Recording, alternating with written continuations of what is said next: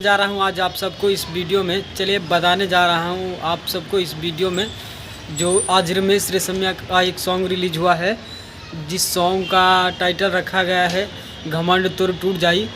और बता दूं कि बहुत अच्छी सॉन्ग है और अच्छी रिकॉर्डिंग किया गया है और अच्छी म्यूजिक भी दिया गया है। तो जाइए और जाकर सुनिए। रागनी म्यूजिक पर आज ही सुबह ही 6 बजे रिलीज कर दिया गया है। और जाइए और जाकर सुनिए और ज़्यादा से ज़्यादा गाना को शेयर कीजिए।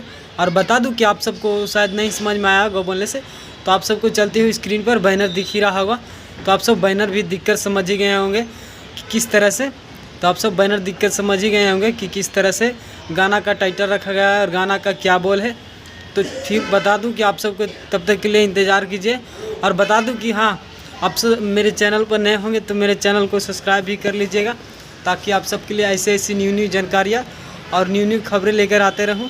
तो तब तक के लिए इंतज़ार करिए, फिर मिलेंगे हम अगला वीडियो में।